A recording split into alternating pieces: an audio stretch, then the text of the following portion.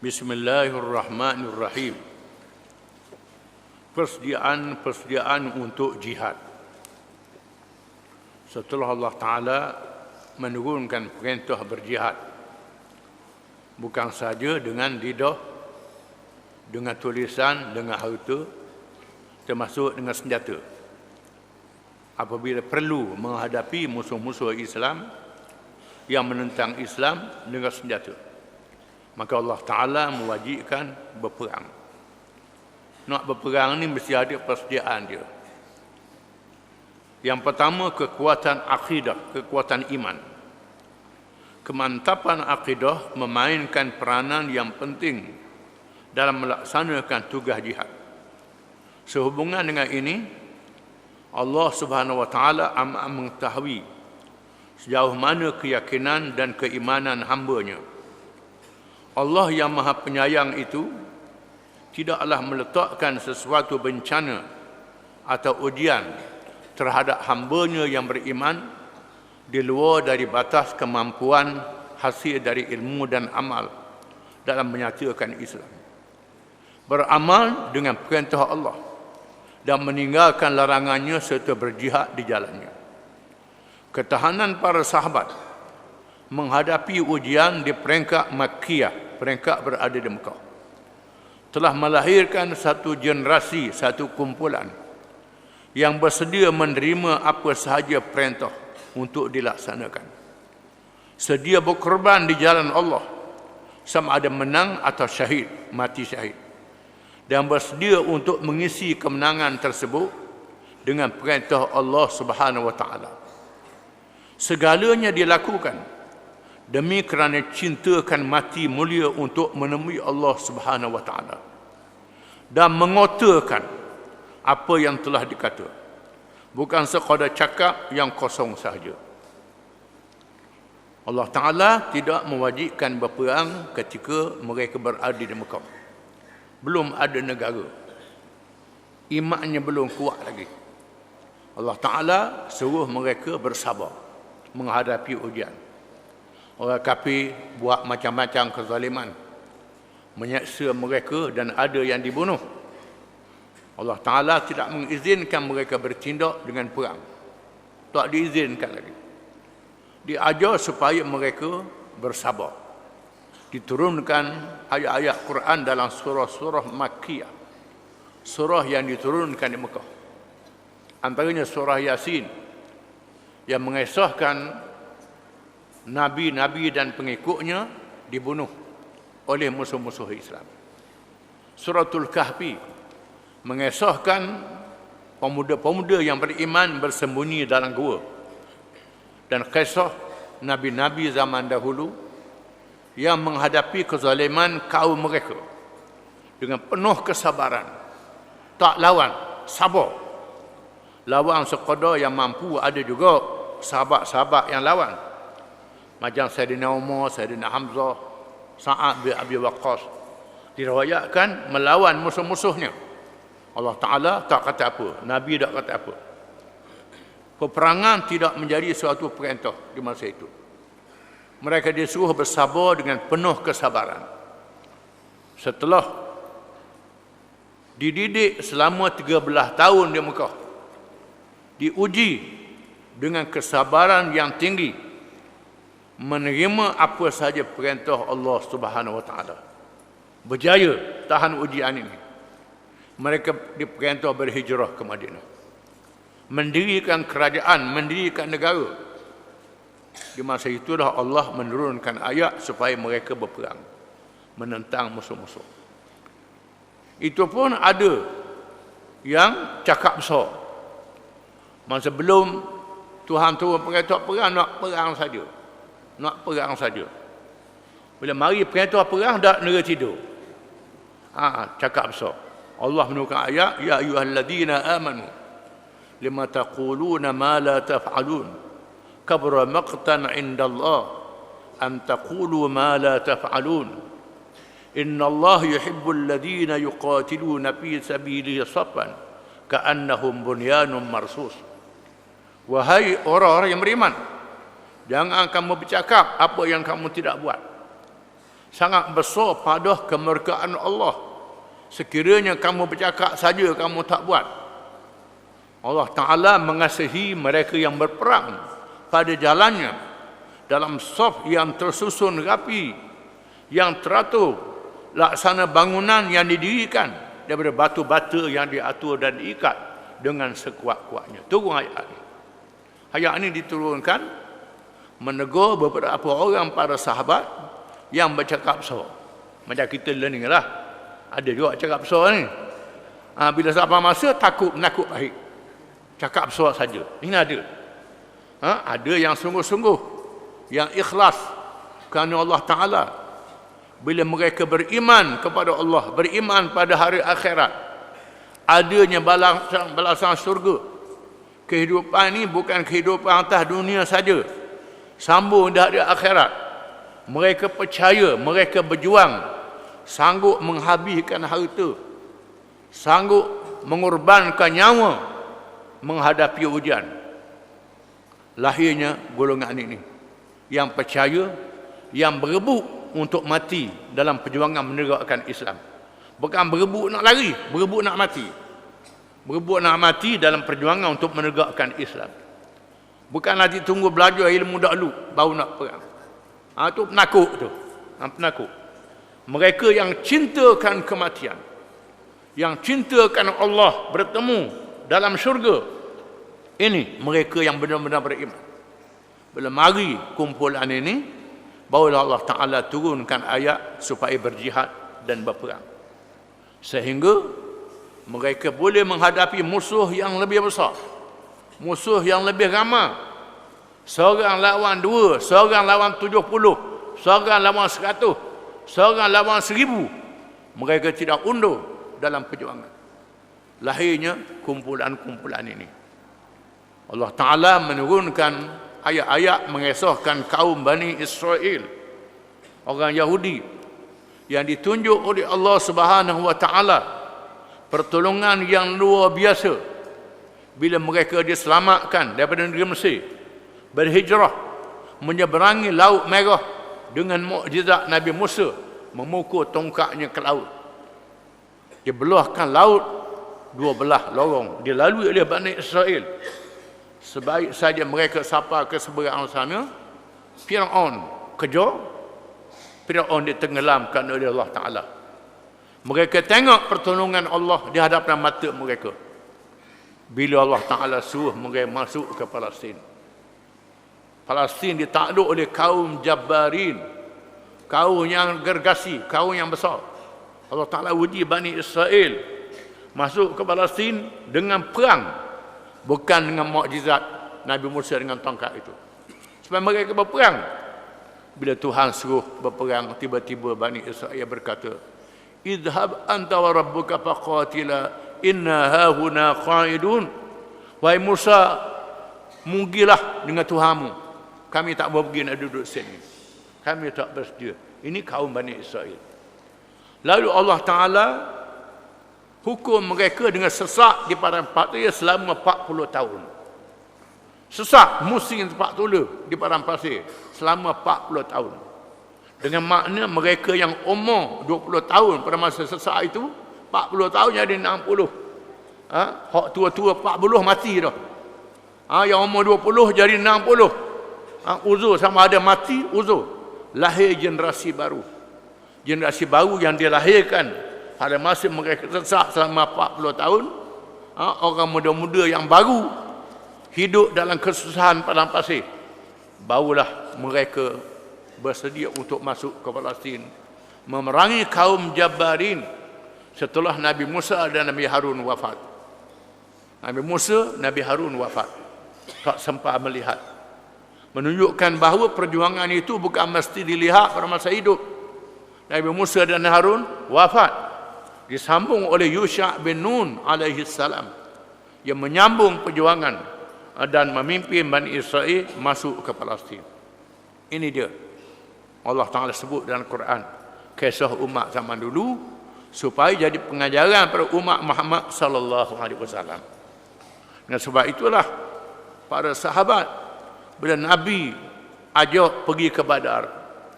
Pergi ke Badar tujuan untuk menyekap kabilah Abu Sufyan yang balik berniaga daripada Syam dengan barang-barang perniagaan yang banyak. Tiba-tiba kabilah Abu Sufyan lepas dapat melarikan diri, mereka terserempak dengan bala tentera Quraisy yang jumlahnya 1000, jumlah mereka 313 orang. Lalu Nabi minta pandangan mereka, nak balik ke ataupun nak perang. Sahabat kata, wahai Rasulullah, kami tak kata macam kaum Bani Israel kata Nabi Musa. Kami kata Rasulullah pergi, kami sanggup di mana saja pergi untuk menentang musuh-musuh Allah. Ini generasi para sahabat radhiyallahu anhum. Di samping keimanan yang teguh yang berakar umbi di hati mereka, ayat-ayat Al-Quran dan hadis-hadis Nabi SAW juga banyak menceritakan tentang kelebihan jihad dan mati syahid, sehingga mereka begitu gembira apabila diajak dan ditawarkan untuk berjihad. Mereka yang tidak sepatutnya menjalankan tugas yang berat ini, seperti kanak-kanak, orang yang uzur, sakit dan tua, serta kaum wanita juga menyatakan keinginan untuk menyertai pasukan jihad. Mereka begitu gembira kalau dapat menyertai pasukan jihad, dan mati syahid adalah sesuatu yang diidami. Seandainya ada kalangan ahli keluarga yang mati syahid, mereka begitu gembira kerana dapat memberi syafaat pada hari kiamat kelak. Ini semangat yang ditanam dalam para sahabat radhiyallahu anhum, termasuk mereka yang tak mampu berjihad, yang buta, yang uzur, yang tepak, orang perempuan, termasuk budak-budak yang tak cukup umur, mendaftarkan diri nak pergi berjihad. Kerana mereka melihat kelebihan yang dijanjikan oleh Allah dalam Quran, disebut oleh Nabi SAW. Kelebihan mereka yang berjihad ini, pahala yang sangat besar. Bukan sahaja mereka dengar, mereka percaya macam nampak mata. Macam nampak mata. Benda janji itu nampak mata, walaupun pahala itu tak nampak. Jadi keyakinan dalam diri mereka menyebabkan mereka bersedia untuk berjihad. Dan mereka gembira kalau ada keluarga dia yang mati syahid di medan perjuangan, boleh beri syafaat pada keluarga di hari kiamat kelak. Rasulullah SAW memerintahkan supaya mereka yang berjihad mempunyai niat yang ikhlas, menepati akidahnya. Niat jihad mereka mestilah kerana Allah.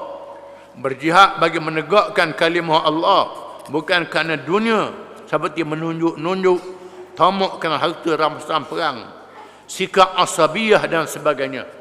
Kerana semangat perkauman, semangat negeri, bukan semangat Islam. Betul-betul semangat Islam dan diri mereka. Semangat nak meninggikan agama Allah, nak memenangkan Islam, walaupun tak boleh harta, tapi habis harta.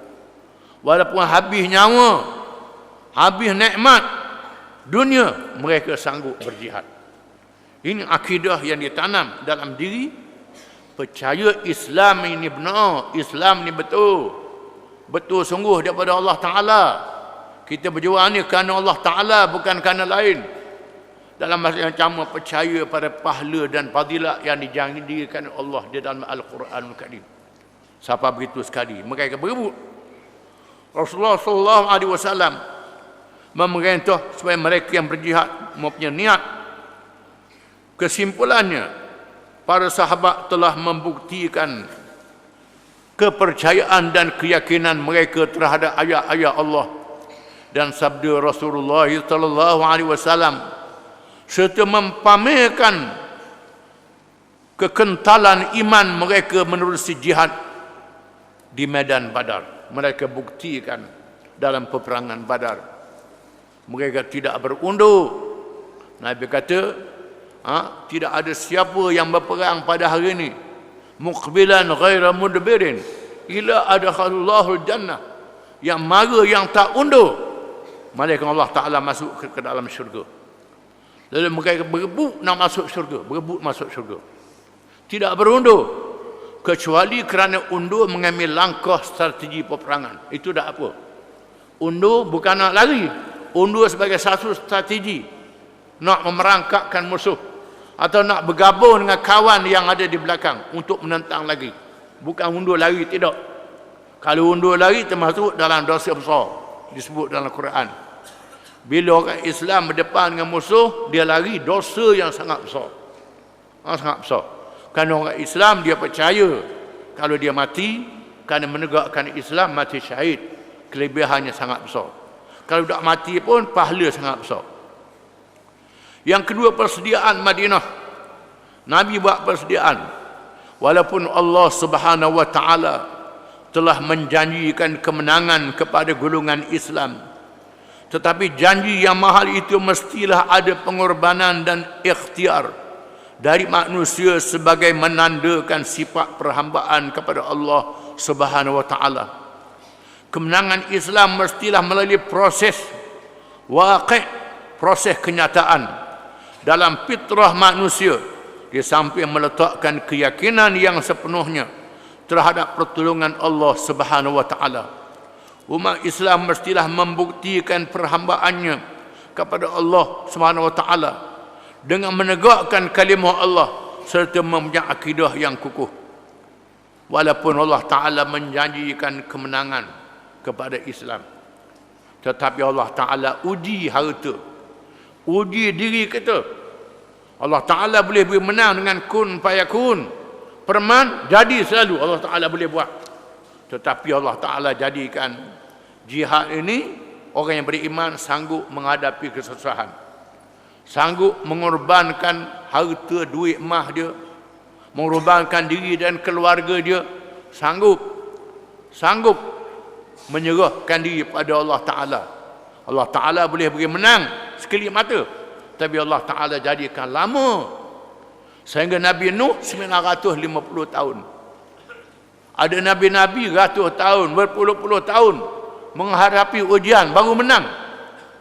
Nabi Musa dan Nabi Harun wafat, tak dapat melihat kemenangan masuk ke Palestin.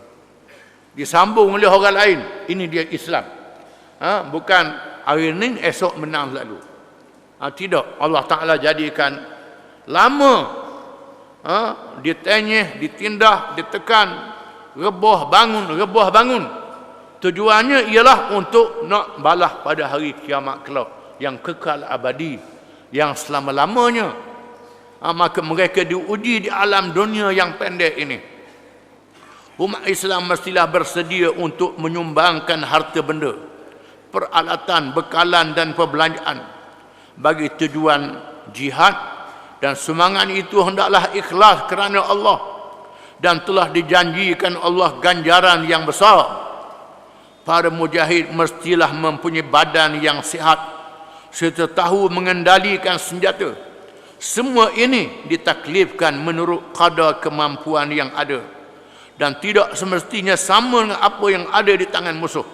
Firman Allah Ta'ala, wa'iddu lahum mastata'tum min quwwah wa min ribatil khairi turhibuna bihi aduwallahi wa aduwakum wa akharina min dunihim la ta'lamunahum Allahu ya'lamuhum wa man tunfiqu min syai'in fi sabilillah yuwaffa ilaikum wa antum la tuzlamun. Surah Al-Anfal. Maksudnya, bukan Al-Baqarah itu silap, Surah Al-Anfal. Maksudnya, dan siapkanlah untuk menghadapi mereka kekuatan apa sahaja yang kamu sanggupi dari kuda-kuda yang ditambat untuk berperang, yang dengan persiapan itu kamu dapat menggentarkan musuh Allah dan musuh kamu dan orang-orang selain mereka yang kamu tidak mengetahuinya. Apa-apa sahaja yang kamu nafkahkan perjalanan Allah akan dibalas dengan cukup kepada kamu, dan kamu tidak akan dizalimi. Di sini Allah Ta'ala suruh membuat persediaan sekadar kemampuan. Bukan persediaan sama dengan musuh.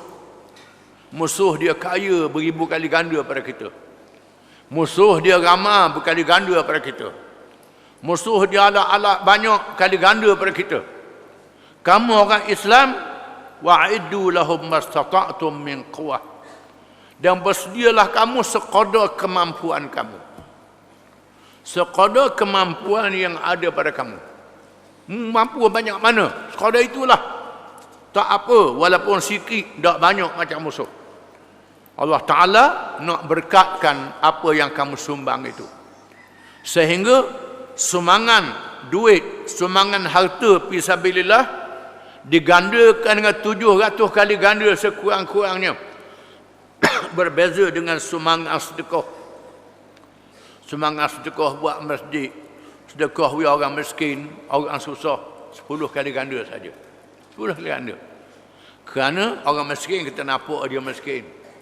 Nampak dia buta, nampak dia tepuk, nampak dia uzur. Nampak baju dia cari. Nampak sedik dia dirikan, nampak dengan mata. Tapi jihad ni tak nampak. Beri piti habis, beri piti habis, beri piti habis. Tak nampak. Tapi sanggup beri juga. Ini ujian. Dan sebab itu Allah Ta'ala gandakan 700 kali ganda sumbangan jihad. Berbeza dengan sumbangan-sumbangan yang lain. Beza. Kemudian Allah Ta'ala gantikan dengan pertolongannya. Dan sebab itu 313 orang boleh mengalahkan 1000 orang. 30,000 tentera boleh mengalahkan 1,000,000 tentera dalam sejarah Islam. 1,000,000 tentera boleh kalahkan musuh. Nabi sebut kalau orang Islam jumlah dia 12,000 yang betul-betul beriman tidak boleh dikalahkan oleh musuh yang berlipat kali ganda daripadanya. Ini kehebatan orang Islam dengan syarat adanya kekuatan iman dan persediaan yang ikhlas. Tariq bin Ziyad yang menawan Spanyol dengan tentera yang sedikit jemeraan dengan kapal. Dia sebut dia jemeraan dengan kapal daripada Morocco, Laut Mediterranean, jemeraan dengan kapal, lepas naik darat belakang dia bakar kapal. Dia bakar kapal. Sekarang musuh di hadapan kita, laut di belakang kita, nak pergi ke mana kata dia. Aku macam orang lain juga, macam orang lain juga aku pun, macam orang lain. Tak ada jalan sama ada menang ataupun mati. Sama begitu dengan keyakinan dan Tariq bin Ziyad berjaya menawan negeri Spanyol. Ini kekuatan Islam dalam sejarahnya. Tentera Islam mengalahkan Rom, mengalahkan tentera Salib yang jumlahnya berlipat kali ganda. Bila orang Islam menerima kekalahan, menandakan ada kekurangan, ada kelemahan dalam ikhlas dia, ada kelemahan dalam menyumbang dia.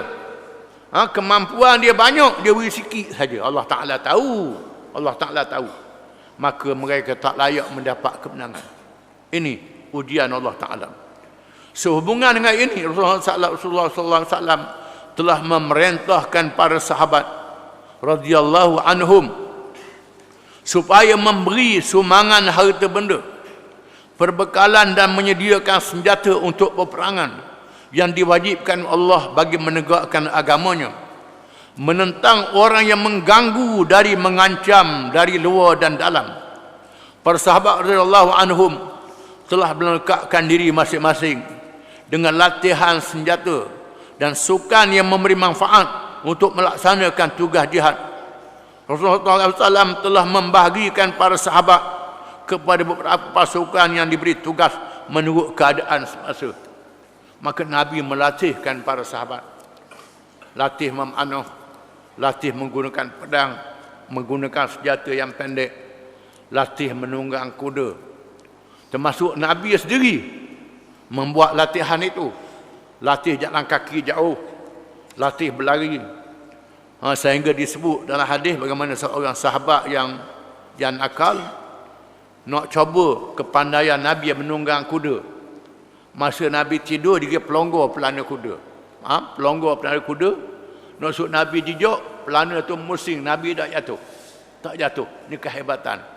Kehebatannya. Dia tunjuk kehebatan dia. Nabi pandai menunggang kuda dan pandai menggunakan senjata. Disuruh para sahabat melatih anak-anak mereka. Alimu auladakum ar-rimayata was-sibahah. Ajarlah anak-anak kamu ar-rimayah, yakni menuju sasaran, memanah, termasuk menembak dan berenang. Latih berenang, menyeberangi air. dilatih. Ini adalah sokan-sokan yang digunakan untuk jihad fisabilillah. Yang ketiga, tanzim dan khitah yang baik, strategi yang baik dalam melaksanakan perkara ini. Rasulullah SAW mengambil langkah mengadakan tahaluf dan muahadah, iaitu tidak serang menyerang dengan beberapa kabilah yang menjadi laluan kepada gerakan menentang perjalanan Quraisy keluar masuk dari Mekah. Seterusnya baginda membentuk beberapa pasukan yang terdiri daripada sahabat yang dipilih untuk menjalankan gerakan mengintip, meninjau dan bertindak ke atas kaum kafir Quraisy. Langkah yang diambil oleh Rasulullah SAW tersebut boleh melemahkan kaum musyrikin Quraisy dari segi politik, ekonomi dan ketenteraan. Di samping itu, gerakan ketenteraan juga diambil ke atas kabilah-kabilah yang dianggap berbahaya. Nabi mengambil strategi mengadakan tahaluf, persefahaman dengan orang kafir, mengadakan perdamaian dengan orang kafir, tidak membanyakkan musuh. Musuhnya ialah Quraisy, musyrikin Mekah. Maka Nabi mengadakan perjanjian damai dengan orang Yahudi, mengadakan tahaluf dengan orang Yahudi. Nabi buat persefahaman dengan orang Yahudi. Bukan lawan belaka, nak lawan belaka. Lamalah musuhnya, hak ni nak lawan dah lawan, kita celak. Nabi tidak mengatur strategi. Ada musuh yang lemah, musuh yang kurang, musuh yang ni berdamai dengan musuh-musuh ini untuk ada musuh yang lebih besar. Ini taktik Nabi, mengadakan tahaluf, persefahaman dengan orang Yahudi di Madinah. Yahudi pun musuh juga. Nabi buat tahaluf, persefahaman. Bila orang Yahudi khianat, Nabi tahaluf dengan Khuza'ah. Khuza'ah ni musyrikin, orang kafir menyembah berhala. Yang baik dengan keluarga Nabi, Nabi buat persefahaman dengan orang kafir. Ni dak kita saja tak boleh. Nak lawan belaka, ini bodoh, hak bodoh ni ramai. Ini bodoh ni. Yang mengatur ni ialah pemimpin. Kita melihat bahawa Nabi SAW mengatur strategi mengadakan persefahaman dengan pihak lain, termasuk pihak musuh yang lain untuk mengatasi musuh yang satu. Nabi buat ni, dan sahabat-sahabat ikut. Sahabat-sahabat patuh. Apa Nabi buat, sahabat ikut. Ini kepintaran Nabi. Apa yang Nabi buat, sahabat ikut. Di antaranya untuk menghadapi kabilah Arab yang besar. Masa Nabi nak masuk Mekah, orang Quraisy halang Nabi nak buat umrah. Lalu Nabi bersedia untuk berperang, bai'ah dengan sahabat dia. Bila orang Quraisy tahu Nabi sudah berbai'ah dengan sahabat dia nak perang, lalu Quraisy hantar wakil ajak Nabi damai. Nabi terima perdamaian. Dibuat perdamaian Hudaybiyah. Perdamaian yang dilihat berat sebelah. Kita akan baca kisahnya. Berat sebelah perdamaian ni. Masa tulis surat perjanjian, Nabi suruh tulis Bismillahirrahmanirrahim. Orang Quraisy kata kami tak setuju tulis Bismikallahumma. Ikut Nabi, ikut hak dia nak. Tulis inilah perjanjian antara Muhammad bin Abdullah dengan Suhail bin Amr, wakil Quraisy. Muhammad Rasulullah, kami tak setuju tulis Muhammad bin Abdullah.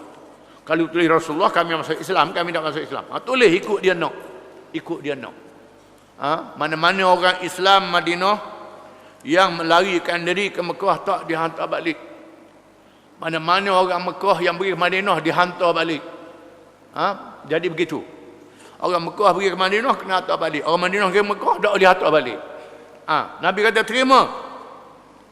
Sahabat-sahabat tak puas hati. Perjanjian apa ni berat sebelah ni. Berat sebelah Nabi terima. Nabi mempunyai pandangan yang jauh. Sahabat-sahabat yang tak setuju terima. Ini kita dak. Kalau pemimpin buat keputusan tak boleh terima. Aku tak boleh terima. Lari. Ini bukan cara. Kita kena faham. Ini tanzim dan khitah, strategi yang diatur oleh pemimpin yang mengetahui apa langkah yang nak diambil. Nak hadapi musuh yang lebih besar, ringankan musuh-musuh yang lain. Ini langkah yang Nabi ambil.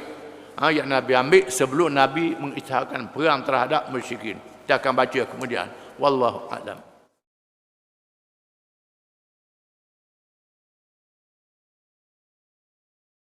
Bismillahirrahmanirrahim.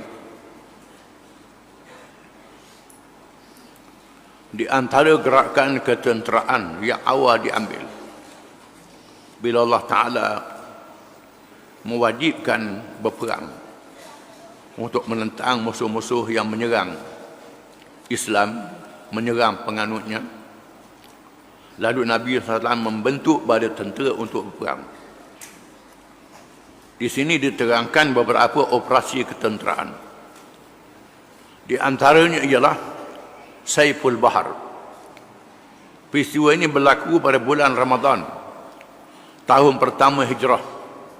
Rasulullah SAW telah menugaskan satu pasukan yang berjumlah 30 orang di kalangan muhajirin untuk bertindak ke atas kabilah perdagangan Quraisy yang pulang dari Syam. Kabilah tersebut mempunyai 300 anggota dan dipimpin oleh Abu Jahal bin Hisham. Mereka telah bertembung di suatu tempat bernama Saiful Bahar. Pertembungan itu telah hampir-hampir mencetuskan pertempuran, tetapi telah dihalang oleh Majdi bin Amr al-Juhani. Beliau telah berada di tengah kedua pasukan dan menghalang dari berlaku peperangan. Bendera putih tentera Islam telah dibawa oleh Abu Mursyid Kunnaz bin Husain al-Ghaznawi radhiyallahu anhu. Ini operasi yang pertama. Tempat dinamakan Saiful Bahar, di mana anggotanya 30 orang saja. 30 orang bertembung dengan 300 orang anggota musyrikin, dipimpin oleh Abu Jahal bin Hisham. Menunjukkan bahawa seorang orang Islam boleh menghadapi 10 musuh Islam. Ini disebut dalam Quran. Seorang orang Islam boleh lawan 10. Ini kekuatan orang Islam yang dilakukan di awal Islam, di mana walaupun jumlah mereka 30 orang, mereka bukan saja tak lari, sanggup menyerang 300 badan tentera musuh. Ini keberaniannya kerana iman yang ada dalam diri mereka. Tetapi peperangan tak berlaku kerana salah seorang yang berpengaruh, iaitulah Majdi bin Amr al-Juhani, duduk di tengah menghalang daripada berlakunya peperangan. Kemudian Rabi' dan bertempat. Peristiwa ini berlaku pada bulan Syawal, tahun pertama Hijrah, di mana Rasulullah SAW telah menghantar satu pasukan berjumlah 60 kenderaan dipimpin oleh Ubaidah bin Al-Haris bin Al-Muttalib radhiyallahu anhu, iaitulah daripada keluarga Nabi. Semua mereka dari kalangan muhajirin telah bertembung dengan kabilah Quraisy pimpinan Abu Sufyan yang berjumlah 200 orang. Pertempuran secara berdepan tidak berlaku, tetapi masing-masing telah melontar panah. Dalam peristiwa itu, 2 orang Islam yang berada dalam pasukan Abu Sufyan telah mengambil kesempatan menyertai pasukan Islam. Mereka ialah Miqdad bin Amr al-Bahrani dan Utbah bin Ghazwan al-Mazini. Peristiwa ini berlaku di tempat yang bernama Rabi'. Rabi' ialah satu bandar kecil antara Mekah dan Madinah. Biasa mereka yang pergi ke Madinah dari Mekah singgah di situ. Ada kedai makan, tempat rehat di situ. Di sini berlaku satu pertempuran antara 60 tentera Islam dengan 200 tentera musyrikin, di mana pertempurannya sekadar memanah saja. Dalam pertempuran ini, 2 orang Islam yang duduk dalam pasukan Abu Sufyan melarikan diri bersama dengan orang Islam, menunjukkan masa itu bercampur antara orang Islam dan bukan Islam. Kemudian Al-Khirar, peristiwa ini berlaku pada bulan Zulqa'dah, tahun pertama Hijrah juga. Rasulullah SAW telah menghantar satu pasukan yang berjumlah 20 orang yang dipimpin oleh Sa'ad bin Abi Waqqas radhiyallahu anhu untuk bertindak ke atas satu kabilah Quraisy. Mereka diperintah supaya pergi ke satu tempat bernama Khirar. Apabila mereka sampai di situ, kabilah Quraisy telah melaluinya terlebih dahulu, lebih awal. Bila mereka sampai itu, didapati musuh sudah lepas melarikan diri. Pasukan dipimpin oleh Sa'ad bin Abi Waqqas radhiyallahu an, salah seorang 10 sahabat yang besar. Abwa atau Wadan, pasukan ini merupakan pasukan yang pertama yang disertai oleh Rasulullah SAW. Baginda telah menyerahkan urusan pemerintahan di Madinah pada Sa'ad bin Ubadah radhiyallahu an. Baginda telah keluar bersama 70 orang sahabat dari kalangan Muhajirin untuk menyekak kabilah Quraisy. Apabila sampai di Wadan, mereka bertemu dengan pasukan Quraisy, tetapi tidak ada pertempuran yang berlaku. Pada kesempatan ini telah dimerterai perjanjian damai dengan kabilah Bani Damrah melalui pemimpin mereka Amr bin Makhsha Ad-Damri. Peristiwa ini berlaku pada bulan Safar tahun kedua Hijrah. Kemudian Bawat, peristiwa ini berlaku pada bulan Rabiul Awal tahun kedua Hijrah, di mana Rasulullah SAW sendiri telah keluar bersama 200 orang sahabat untuk menghalang pasukan unta Quraisy yang disertai bersama oleh Umayyah bin Khalaf Al-Jamhi dengan 200 orang anggota dan 2,000 ekor unta, 2,500 ekor unta. Apabila Rasulullah SAW sampai di satu tempat bernama Wawat, mereka tidak menemui pasukan yang dicari itu, di mana pasukan musuh dapat melarikan diri. Kemudian Safwan, peristiwa ini berlaku pada bulan Rabiul Awal tahun yang kedua Hijrah, iaitu apabila satu pasukan musyrikin yang kecil telah menceroboh masuk ke kawasan pertanian Madinah dan mencuri binatang-binatang ternakan. Rasulullah SAW telah keluar bersama 70 orang sahabat untuk memburu mereka sehinggalah sampai ke lembah Safwan, tetapi orang yang diburu itu tidak ditemui. Musuh terlepas juga. Kemudian Dil Ashirah, peristiwa ini berlaku pada bulan Jamadil Awal, Jamadil Awal atau Jumadil Ula dan Jumadil Akhir tahun kedua Hijrah. Rasulullah SAW telah keluar dengan pasukan yang berjumlah di antara 200 hingga 250 orang dengan menunggang 30 ekor unta. Apabila menerima maklumat keluarnya satu rombongan unta Quraisy dengan membawa barang dagangan menuju ke Syam. Tetapi bila Rasulullah SAW dan pasukannya sampai di Al-Ashirah, mereka mendapati bahawa rombongan Quraisy telah meninggalkan tempat itu sejak beberapa hari yang lepas. Rumah inilah yang pada akhirnya menjadi punca tertutuhnya peperangan Badar. Dalam peristiwa ini Rasulullah SAW telah keluar dari Madinah pada bulan Jamadil Awal, Jamadil Ula, Jumadal Ula betulnya, bukan Jamadil Awal. Jamadil Awal bahasa Melayu, bahasa Arab Jumadil Ula, dan kembali semula pada bulan Jumadal Akhirah. Walau bagaimanapun mereka berjaya memeterikan perjanjian damai dengan kabilah Bani Madil dan Bani Damrah, di mana musuh dapat melepaskan diri, tetapi Nabi sempat mengadakan perjanjian dengan kabilah Arab yang lain. Wallahu a'lam. Bismillahirrahmanirrahim.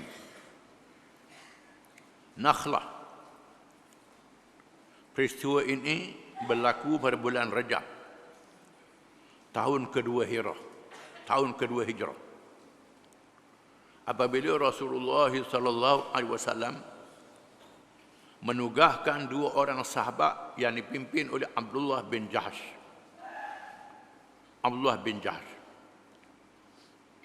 Mereka diberi tugas secara bertulis dan diminta supaya membuka surat itu setelah 2 hari berjalan. Mereka diarahkan musafir ke satu arah yang tak diberitahu. Setelah berjalan lepas 2 hari, buka surat, baru tahu pergi ke mana.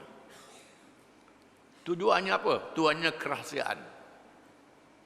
kerahsiaan. Sehingga tak ada siapa tahu. Mereka yang hadir dan menjelih, sahabat-sahabat yang besar pun tak tahu. Ini strategi peperangan yang kita kena faham.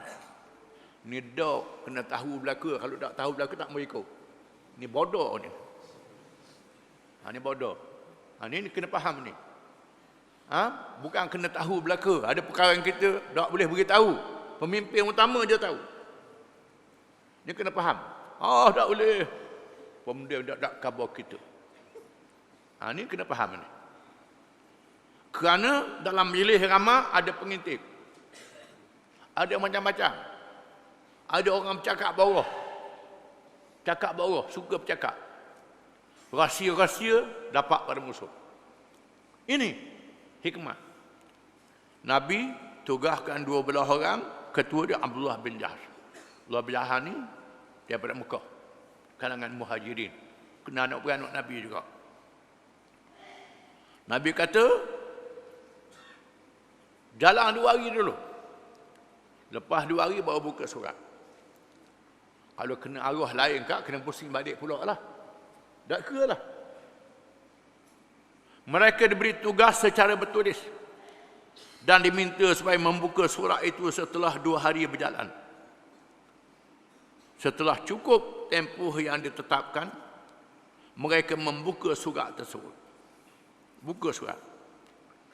Kandungan surat tersebut memerintah supaya pergi ke satu tempat bernama Nakhlah. Pergi ke Nakhlah yang terletak di antara Mekah dan Taif. Jauh, lihat sana Mekah lagi. Jauh, Mekah jauh dah. Antara Mekah dengan Taif.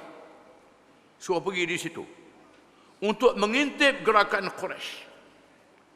Tujuannya ialah menjadi pengintip untuk mengintip pergerakan musuh. Abdullah bin Jahash telah mengumumkan perintah Rasulullah sallallahu alaihi wasallam tanpa memaksa mereka untuk mematuhinya. Dalam surat tu kata tak boleh paksa. Orang tak cakap nak balik, sila balik.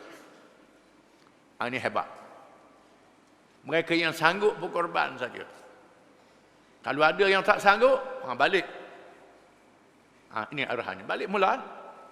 Dah ke lah. Beliau mengatakan bahawa sesiapa yang suka mati syahid, bolehlah ikut serta. Dan beliau sendiri tak menerima perintah Rasulullah sallallahu alaihi wasallam.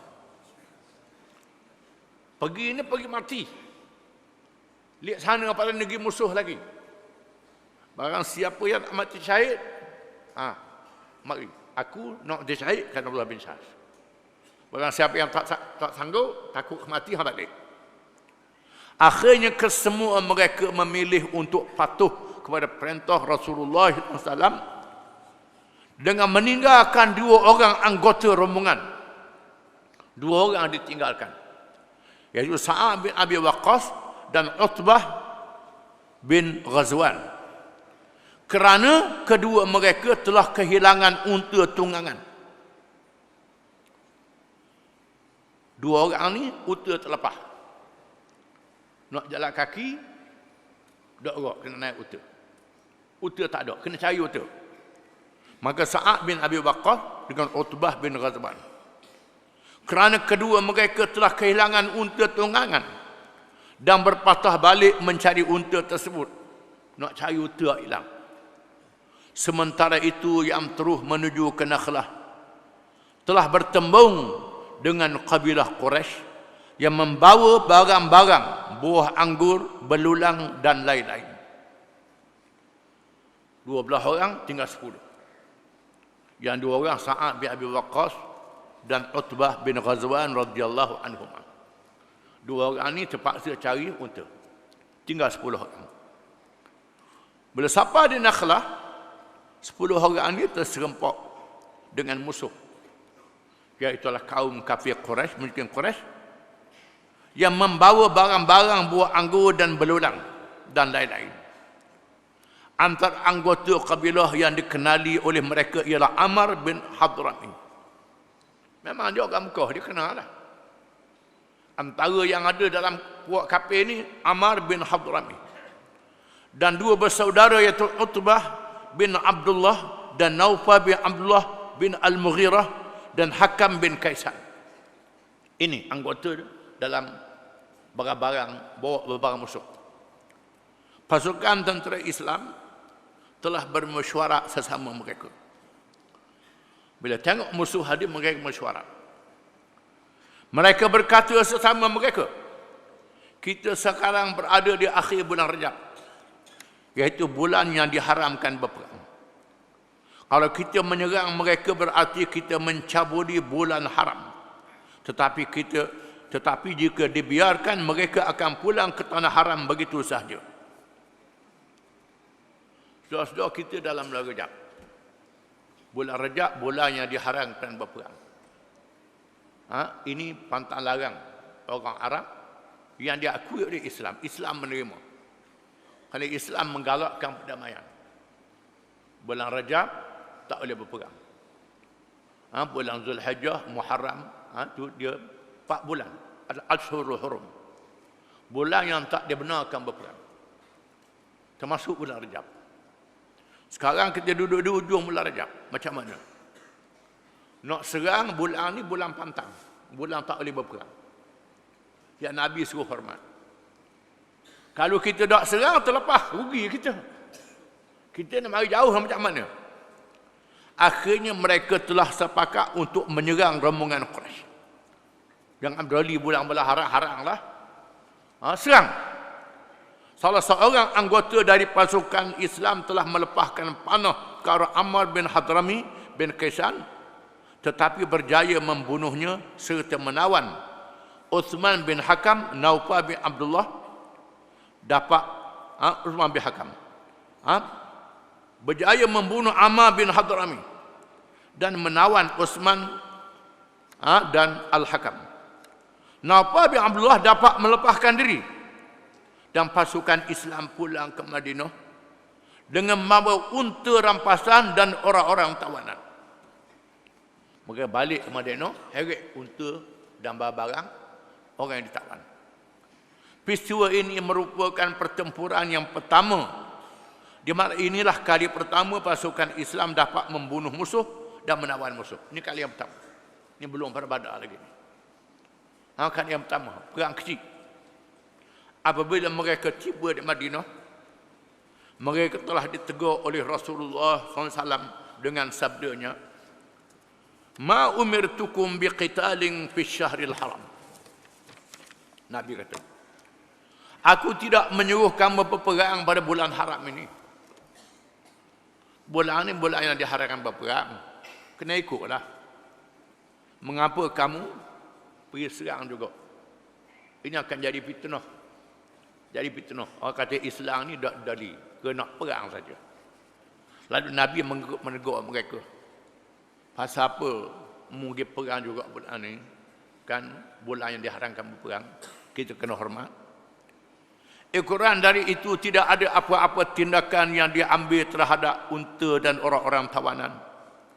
Orang-orang musyrikin telah mengambil peluang dari peristiwa itu untuk menabur fitnah kerana Rasulullah SAW dan sahabatnya tidak menghormati bulan haram. Orang-orang Islam telah memarahi Abdullah bin Jahash dan rakan-rakannya sehingga mereka sangat berduka cita kerana telah melakukan satu kesalahan yang besar sehingga dimurkai oleh Allah dan Rasulnya. Maka Abdullah bin Jahash dan kawan dia sangat sedihlah. Hak dia buat ni tidak dihargai. Kerana dimarahi oleh Rasulullah. Sudah tentu dah Allah Ta'ala pun mereka. Kerana terlajar berperang di bulan yang diharamkan. Beri peluang pula pada orang kafir untuk menyebarkan fitnah. Untuk menghina Islam. Dalam keadaan yang tidak menentu itu, turun firman Allah Ta'ala. Malaikat Jibril turun membawa wahyi firman Allah Ta'ala. Yas'alunaka 'anil syahril haram qitalin fihi. Qul qitalun fihi kabir. Wa saddun 'an sabilillahi wa kufrun bihi wal masjidil haram wa ikhraju ahlihi minhu akbaru 'indallah.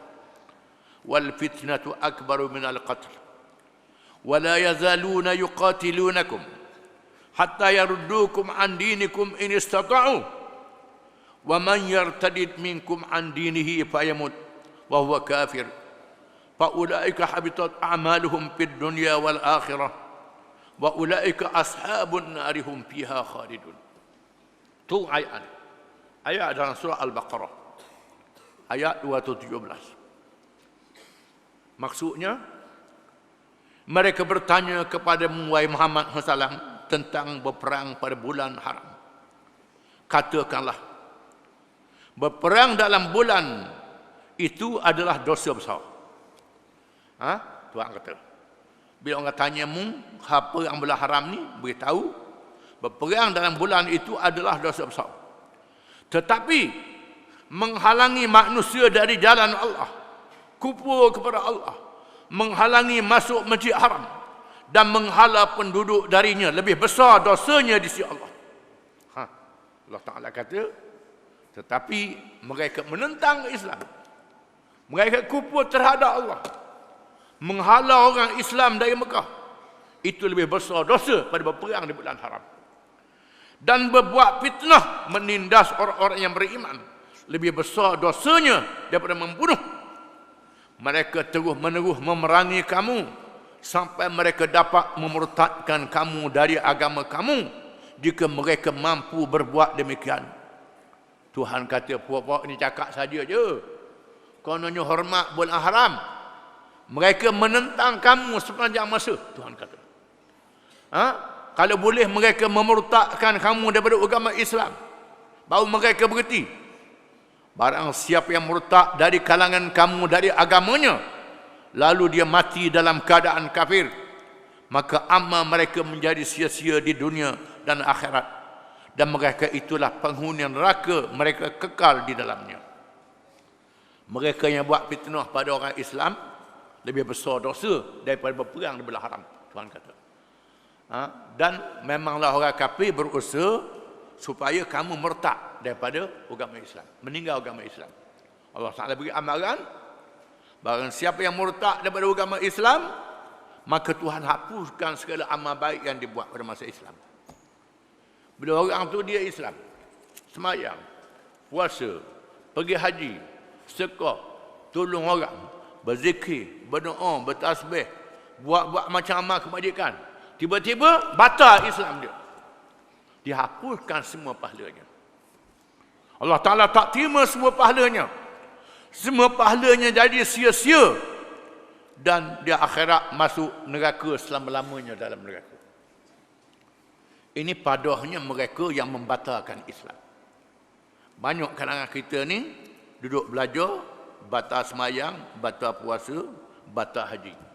Hak tu je, hak batal Islam kita tak belajar. Banyak kita buat perkara-perkara yang membatalkan Islam kita. Membatalkan Islam bila menunjukkan kita tak percaya pada agama Islam. Mana-mana hukum Islam secara sedar, kecuali kerana dia ngega, dia gila. Secara tahu, kecuali kerana dia jahil. Mereka yang jahil dimaafkan oleh Allah. Mereka yang jahil, Tuhan maafkan kejahilan dia. Kalau tak jahil, degil, saja-saja degil, tahu dah, pergi lawan Islam juga, ini boleh membatalkan Islam, membatalkan semua pahala yang dia beramal soleh yang dibuat. Setelah turunnya ayat tersebut, barulah Rasulullah SAW menerima tawanan dan barang-barang rampasan. Utsman dan Al-Hakam yang ditawan telah dibebaskan, dengan dua orang yang ditahan oleh orang Quraisy ketika mencari unta yang hilang. Rupa-rupanya Sa'ad bin Abi Waqqas dengan rakan dia ditawan oleh Quraisy. Unta hilang tadi, nyetakak. Lalu Nabi mengambil peluang dua tawanan ni tukar dengan orang Islam yang ditawan. Ditebus, ditawan. Apabila mendapat sanjungan dari Allah Subhanahu wa taala, ketua mereka Abdullah bin Jahash berkata kepada Rasulullah sallallahu alaihi wasallam. Bila turun ayat ni, Abdullah bin Jahash jumpa dengan Nabi.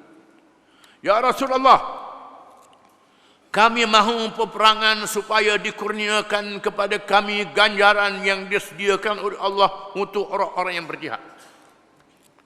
Kalau begitu, kami bersedia bila-bila masa Rasul. Kami sanggup untuk mencari kelebihan yang Tuhan janjikan pada mereka yang berjihad. Abdullah bin Jahas ini kita akan baca dalam kisah peperangan Uhud, yang mati syahid dalam perang Uhud.